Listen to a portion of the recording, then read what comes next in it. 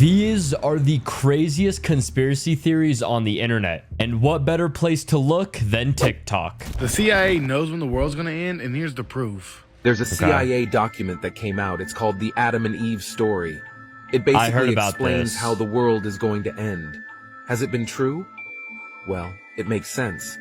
They say the world is going to end because the poles north and south, they shift every 12,000 to 15,000 years. Yep. And once they shift, it causes a giant apocalypse, big earthquakes, giant tsunamis. Once the apocalypse happens, we go right back to the Stone Age. So according to this information, the first humans similar to us existed around 10,000 years ago. We were in year 2000. So that means that we're at the year 12,000 right now. Okay. And now we see global warming, earthquakes, and so on. What's also mind-blowing is that in the book, it says that we are the 6th civilization that came out of the apocalypse. Damn. And that would also explain a lot because the Sahara Desert used to be green, and the Antarctica used to have forests. So are we just in a constant loop? That's the exact thing the Bible was talking about, the massive fluid. Also, that's what probably happened to Atlantis. It would make sense for a city in the water if the water wasn't there before. Okay, so I've heard a lot about that before, and I'm wondering if Antarctica actually had trees and stuff, because one of the biggest claims when I hear that is that, you know, Antarctica used to have trees and the Sahara Desert used to be tropical. So this says that a forest high in Antarctica's mountains, they found fossil fragments of 13 trees and discovered fossils of trees that are over 260 million years old. So it's saying roughly 90 years ago, the fossils suggest that Antarctica was as warm as Italy and covered by a green rainforest. Okay, then this is saying as little as 6,000 years ago, the vast Sahara Desert was covered in grassland that received plenty of rainfall. Wow. Okay, so that is true. See, every time I heard that, I was like, I don't know how true it is that Antarctica had trees and stuff, that the Sahara Desert was, you know, a big rainforest. I didn't know that, so could be true. So this conspiracy actually got me, you know, saying down the rabbit hole. Watch, check this out right here. Go ahead and pause it, but it says a conspiracy is that Balenciaga is using a deceased human as a mannequin in the store in Paris. Not only that, his name is Christopher G, and he disappeared in 2020. He was also a model for Balenciaga. The hair on the hands on the mannequin looks too real. There's no way. Christopher's IG, he hasn't posted it since 2020. They said he went live on Instagram, but a lot of people said it wasn't him because it was like a lookalike. And they're convinced that that's him in the store. Watch, check the picture out. I'm gonna show the mannequin first, and then I'm gonna show the other one.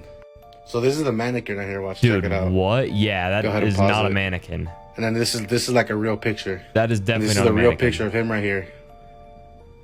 Yeah, so let me know what y'all think about this one in the comments below. It's crazy. No, I'm telling you, Balenciaga and a lot of those like designer companies, dude, they're up to something that we don't even know. I mean, we saw, what was it, the Balenciaga thing with like the children and stuff. Dude, they're doing some weird stuff over there. I'm sure of it. I'm certain they're doing some weird stuff over there. Ladies and gentlemen, if you are listening to this podcast in America, you now live in a country where two things happen. The government, they have confirmed that not only here we go are unidentified flying objects real and documented. Yep. Our government has now confirmed that those unidentified flying objects are non-human made aircrafts. Wow. And our government has also admitted to the fact that they have recovered those aircrafts in the past. Yep. And the pilots. Yeah, no, that stuff's wild to me. Because it's like, dude, there's no way that we have not come in contact with something that's not human. There's just no possible way. And then, yeah, with all of like the hearings and stuff that happened like a month or two ago, like even the stuff in Mexico, like the New Mexico, was it like during a trial they brought out like a body of an alien or something? I don't even know what it was, but dude, aliens are real. And if you guys don't believe, you're tripping. Aliens are 100% real. Everything that they ever tell us is bullshit. And one of them is that food pyramid, that dairy is good for the bones and calcium. Literally, milk actually strips the bone of calcium. Look at the sun because it will make us go blind. Sun gazing actually stimulates your pineal gland to open up your third eye so you can move on different dimensions of densities. Everything they ever have told us is a lie. They tell us that our heart is a pump. Your heart is not a pump. Your heart is a valve. Your lungs is a pump that pumps the blood to the heart. The heart is a valve mechanism that controls the cardiac output of blood. Everything they tell us about everything is a lie. They tell you your hair is just hair. No, our hair is non-ether hair. It is actually an extension of your nervous system. It is used to scan the environment, and it brings all of these different melanin neurotransmitters back to your skin to tell you whether to actually engage in the environment or take fight or flight and run away. That's why you get gut feelings. That's why when you see paranormal activities, the hair on your skin stand up. So everything that they ever told us about ourselves is a lie. But it's cool because they don't know who we are. I've never heard something like that before, ever. So like, I'm not doubting him and saying that this is all false, but I'm actually just curious. I mean, obviously, if I Google search and they're lying to us, it's just gonna lie again. I mean, everything that I mean, on the internet, it's saying this stuff like staring at the sun is bad. So I don't really know how true that is, but if this guy is speaking straight facts, then yeah, we've been lied to. We've been lied to. Careful with your iPhone, as there is a theory that suggests it is a subtle symbol of the Antichrist. Indeed, some argue that the I in the name iPhone refers to the eye, a symbol often associated with surveillance and control. And this is where the theory becomes truly intriguing. Okay. The iPhone has the ability to hear and observe nearly everything you say and do constantly. True. It is constantly listening. And what about Siri? It turns out that if you spell Siri backwards, you get iris. The iris is not only a part of the eye, but also the name of the Greek goddess of messengers, a bridge between humanity and the gods. If you flip over your iPhone and look at the back, you will see the famous Apple logo, an apple with a bite taken out of it. This reminds many of the forbidden fruit from the Garden of Eden. I've heard that the before. instrument Satan used to tempt humans and lead them to commit the original sin.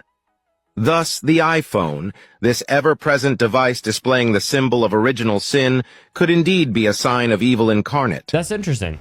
That's very interesting. I'm not gonna lie. I've heard about the forbidden fruit as like the Apple logo before. I have heard about that before. Whoever made that video, they might not be too far off. I don't know. I got a conspiracy theory, and I want right, let's y'all hear to it. please listen along to listening. this. And you become croaked the fuck over, and your body is down there at the morgue, do the Y incision, and they take all the insides out, and they drain your bodily fluid. I assume, just like at the hospital, they would dispose of that and call it like toxic waste. Slap a red stamp on that motherfucker. And people pretend to come in there and get it to take it to an unknown location, right? But what if that unknown location is really a very well-known location? The water. Because do they got like a big ass tank for everybody who passed away bodily fluids? Roll with me, because if they put that into the regular drinking water, whether you're going to get it through the faucet, like the tap,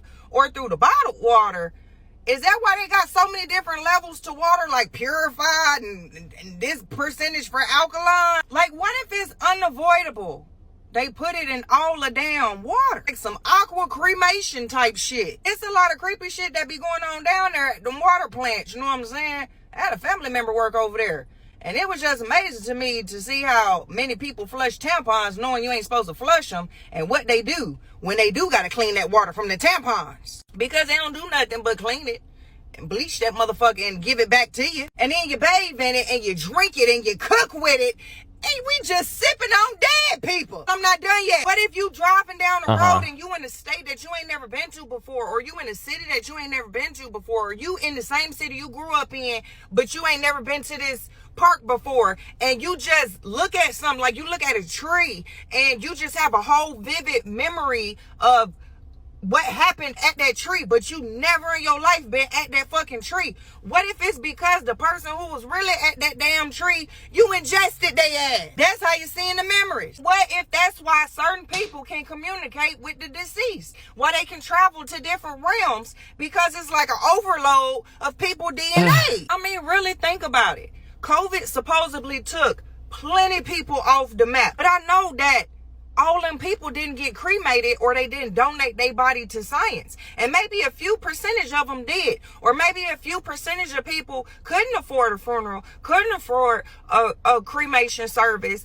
and they had to donate the body to science. But that was a lot of fucking fucking people that got took the fuck out from COVID, you know, from what the news reported. Where did all them people go? Because you got bitches out here like me who be calling cemeteries up. Y'all know how many times I call Graceland Cemetery up over there in the Milwaukee, and I would just be trying to figure out why they always got so many lots open and why do they never expand? Because the math really not fucking math. Where is all these people at that supposedly died from the COVID? Why is it always room open? And these cemeteries ain't just open, honey. They been open for years. Like, they been open before I was born. You still ain't ran out of room? So at this point, I feel like the water fucked up. Dude, this is crazy. The air fucked up. This is crazy. The food is definitely fucked up. And the soil is fucked up. This is improving, but it do make you wonder. And I feel like if this is going on, it's in the ingredients that is another word for dead people. I'm not gonna lie, she had me in the first half. I kind of, as she was just going on, I kind of lost a little bit of it. But I see what she's saying, that what do they do with that waste that is from people's bodily fluids and stuff like that? I mean, I guess we could do a quick Google search. So hazardous waste can be recycled safely, apparently. Yeah, so funeral homes drain out the blood and other fluids since they facilitate faster decomposition. But then what do they do with the blood and fluids? So this person is saying that most of them just like they get in boxes and then just like burnt. They're just burning like a bunch of blood and human fluids and stuff. I don't know. It's a dark secret to why we celebrate our birthdays. I don't know if it's a conspiracy theory or if it's true, but it blew my mind. So according to the stories and what I've heard is, you know how we chant, happy birthday to you, happy birthday to you. Well, chanting that is actually a ritual against us. I know it sounds crazy, but hear me out though. You notice how happy birthday is like a chant. You light the candles, turn off a light, you all get in a circle, you start chanting, and then you blow out the candles. Tell me that's not portraying a ritual experience. Now let me tell you what I heard the ritual does. Anyways, it is said that when we do that, it's a ritual that's sealing our fate to grow older. And that's why some people believe that people who don't celebrate their birthdays tend to look younger than they actually are. Now look, this is all conspiracy, and it's circling around the internet right now. But it's kind of scary to think about. I don't know. I don't know about that one. I don't think happy birthday is a ritual. But hey, why it's a conspiracy theory. I guess we'll never know. Remember these books from your childhood, the McGraw-Hill science textbooks? I mean, this company published all sorts of textbooks for elementary through high school kids. And I definitely remember reading some of these in my classes. But did you know that one of the companies that published these books was owned by Ghislaine Maxwell's father? If you don't know Ghislaine, she was Jeffrey Epstein's business partner, and she helped run his massive sex trafficking operation. Damn. She was the madam in the operation and would recruit girls into his terrible ring. But we're not really here to talk about her. We're here to talk about Robert Maxwell, her father. Now, Robert was an extremely wealthy British businessman. So in 1984, after Robert Maxwell had already acquired a lot of wealth, he purchased a publishing group. This group included publications and newspapers like the Daily Mirror, which is still in existence. I mean, there is a lot to uncover about Robert Maxwell. He was best friends with a lot of British royals. He rubbed elbows with celebrities, with the elite. And like I said before, he was extremely wealthy. He even had a massive private yacht that he nicknamed the Lady Ghislaine after his daughter. Damn. Now, with all of these powerful connections, there has to be some sort of controversy, right? Well, for decades, it's been alleged that Robert Maxwell was actually a spy.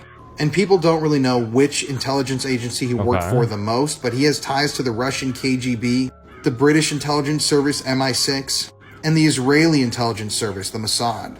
People have alleged that Robert Maxwell was actually a triple or double agent, meaning that he might have been sharing information between 3 different Secret Service organizations. Obviously, this showed that he didn't really have anybody that he worked for in particular, he just chased the money and the power.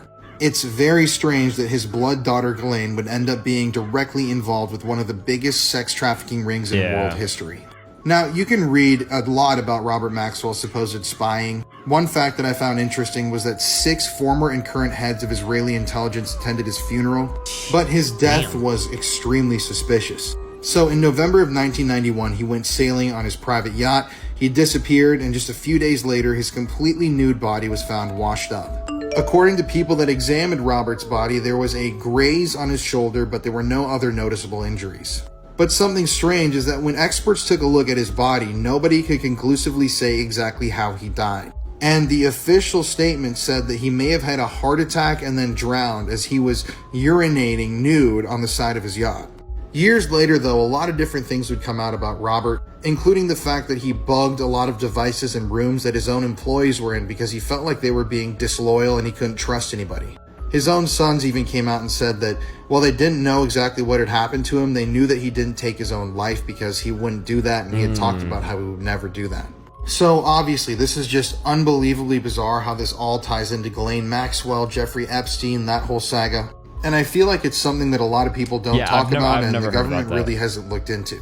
And back to the beginning, I can't ever really look at one of these books the same again. Yeah, that's interesting. I have never, ever heard of that dude in my life. And I've done a fair share of research on the whole Jeffrey Epstein stuff, because I feel like that's like when someone thinks of a conspiracy theory, it's Jeffrey Epstein. So I've done a lot of digging into that, and I've never heard of that dude once in my life. But yeah, guys, anyway, that has been the craziest conspiracy theories from TikTok. If you guys want me to continue this series and make more videos just like this, there's a lot of videos like this, a lot of different TikToks on conspiracy theories. So if you want me to react to more and share my thoughts and opinions with you guys, make sure to leave a like and let me know down below. Without further ado, have a great rest of your day. Peace out.